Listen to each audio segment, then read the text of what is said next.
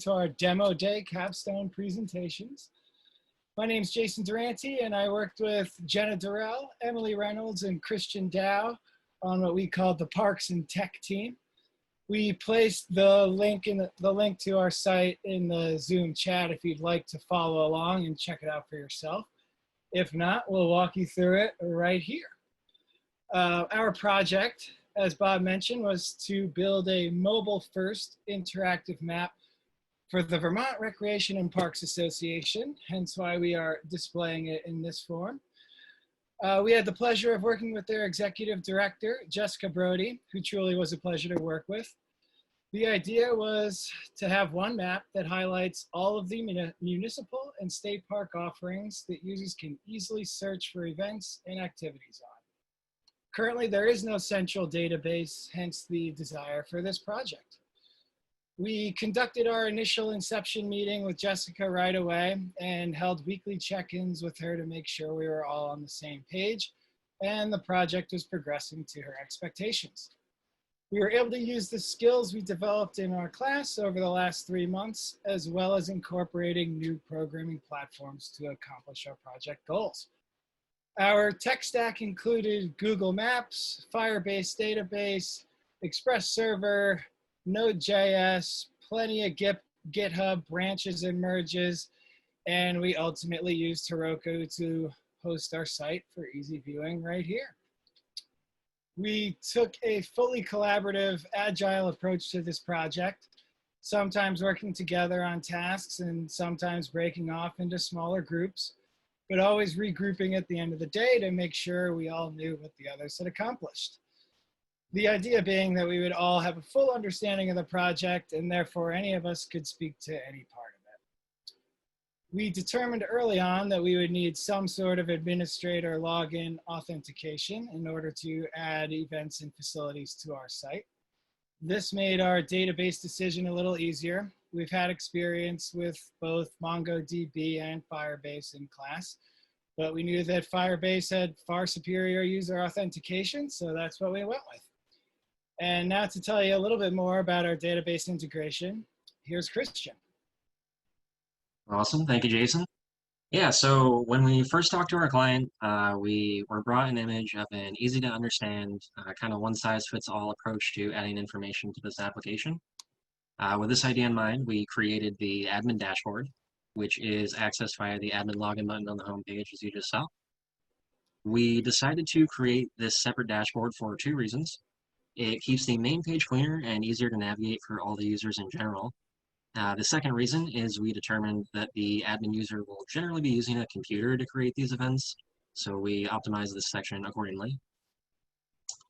Once successfully authenticated, as Jason just showed us and spoke about, our admin dashboard consists of 3 main buttons. Log out, which simply logs the admin users out, and the other 2 buttons control the individual displays of the events and facilities forms.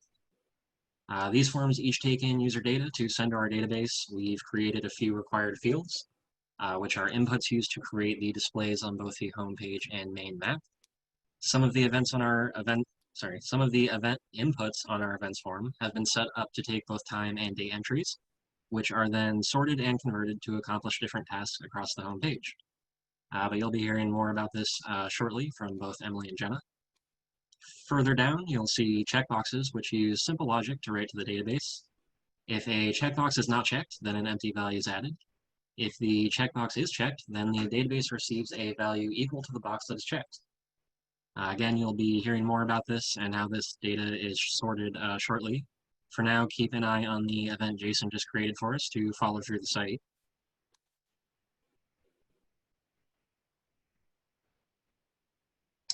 After a lot of research, we decided to use Google Firebase for this project. While Firebase is a database, it is also an application development platform designed in particular for mobile app developers. That includes hosting, authentication, and analytics, all tools we wanted access to for this project. On top of this, we also wanted to explore a platform that was mostly unknown to us, that we could later add to our individual development arsenals. Currently, VRPA's data exists in many locations, and each time a member wants to find information about an event or facility, they have to search through a growing forest of data. One of our goals was to solve this and to shed further light on this idea and our specific database. If you imagine a single tree, in this example, each time an admin adds a new event or facility, it is like they have added a new branch and leaves to the growing tree. The idea is that this application can easily grow over time through the collaboration of all the individual Vermont Rec departments. And as each of the departments contributes to the growth of this tree, everyone can then look to this one tree as a complete collection of all Vermont's parks and recreation information. To further simplify this for the users, you can then search this tree even closer by using specific values already built into each section by the admin's forms. To explain this in more depth, I will now press the presentation to Emily and then Jenna, who will go over the home page. Thank you, Christian, for showing us the admin page. I would like to show you all the home page of our website and specifically the mapping feature. Our client wanted an interactive map that would show all the facilities which were added to the centralized Recs and Park facilities database, which Christian showed us. One important thing about this homepage is the mobile-first design. This site is responsive at all screen sizes, but it was developed for mobile phones primarily. The purpose of the site is for people to find parks and events when they are traveling to and around Vermont, and they will most likely be on their phones. The users are also most likely to be members of the general public, so we wanted the site to be very simply designed and very user-friendly. This is accomplished by the mobile-first design, using the same color palette as our clients, which you can see at VRPA, which we have linked up top. And we have universal styling of buttons and elements, which you can see in our search by feature. One decision we had to make early on was whether to use Google Maps or Leaflet, a mapping library. As a class, we mainly had used Leaflet. Both Google and Leaflet had advantages and disadvantages. Leaflet had the advantage of being open source, free, and interacting well with React. Google has an advantage in that the API is well documented and is part of Google's ecosystem. Google's main disadvantage is the associated cost. We eventually chose Google Maps because even though there is a cost associated with Google Maps, the API is easy to use and we would gain experience in a universal technology.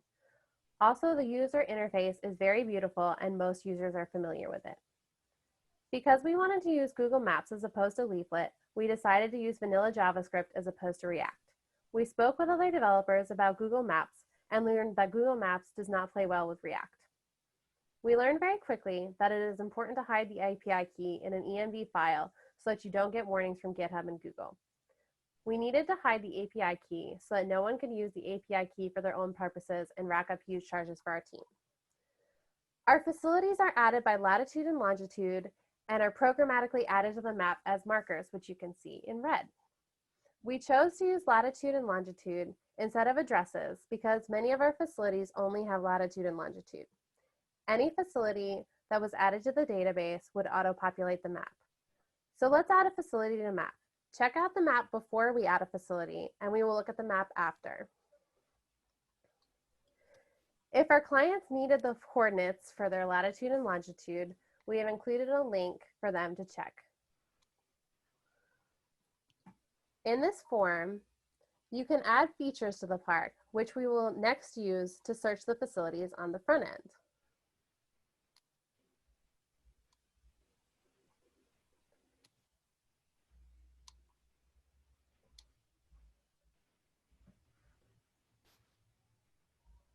As you can see, a new pin has appeared on the map. Before I show you the pins on the map, I want to show you all the icons of the facilities. If you check the icons key, you can see all the icons for both the events and facilities which are used throughout the website. Each facility that is added to the map has a pin. In the pin, you can see a website and an icon demonstrating the type of facility it is. If you click on the link, you are redirected to the associated park.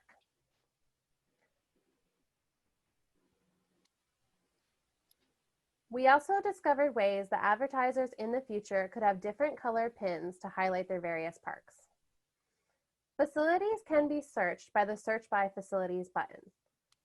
For example, if you want to see a beach, you would simply click Beach and click Submit, and it shows only the beach facilities. If you would like to see all the facilities again, you simply reset the filters and all the pins will appear again. Finally, we added a border around the state of Vermont because Vermont really is the center focus of this project. To speak more about events, I will pass the presentation to Jenna. Thank you, Emily. Thanks everyone for being here. Our client has requested a section of searchable events with a simple and yet inviting display. So with this in mind, we built the event search modal where a user can click a button that causes a list of searchable event categories to appear. The user then checks the box or boxes of desired event types, and our site uses this input to sort, filter, and return a list of events specific to the user's choices. This event information comes from the database, which, as Christian showed us, is populated when an administrator fills out an event form. Many events do fall under more than one searchable area, so we wrote a function into the program to ensure that these events would only display once per search, no matter how many desired event categories were checked off. Any project worth undertaking is going to present some unforeseen complications, and creating this site was no exception. One challenge we overcame during this process was taking the data from the database and getting it to display in the American style of dates, such as August 15th, 2020, as opposed to 15 August 2020. Getting AM and PM to display in the event time section was another little bug that we worked out. Perhaps the biggest hurdle we cleared was making an event go away after that date has passed. Ultimately, we converted each date to milliseconds and then compared it to the date plus 86,400,000 milliseconds, which is the equivalent of 1 day. If the current date is 1 day past the date of any event, it's deleted from the database and will no longer appear on the site. Events are displayed in chronological order, beginning with the event closest to the date the user is searching. In keeping with our client's request of the simple and inviting display, we used Material Design's icon library. We chose different icons to correlate with events, and these icons are displayed next to the event title. As Emily mentioned, the icon key helps users interpret exactly what the icons mean. With hope, the world will settle down and there will be a wide variety of events displayed in the event area. With that in mind, we created a button that, when clicked, will return the user to the top of the site at any point. This button sticks in a stationary point on the site, no matter how far down the user has scrolled. A website like this is especially useful now during these uncertain times when so many events are held outdoors. People are more reliant than ever on the outdoors as a healthy way to recreate and socialize safely. We're so grateful to Jessica Brody and the Vermont Recreation and Parks Association for giving us this opportunity to work on an important contribution. Speaking of contributions, the donate button at the top of the page does link to a donation page for VRPA, should anyone wish to contribute. Working on this project was such a pleasure and an incredible learning experience as well. We've truly found our fun. Please drop any questions you have in the Zoom chat and we'll get back to you. Thanks and enjoy the rest of the presentation.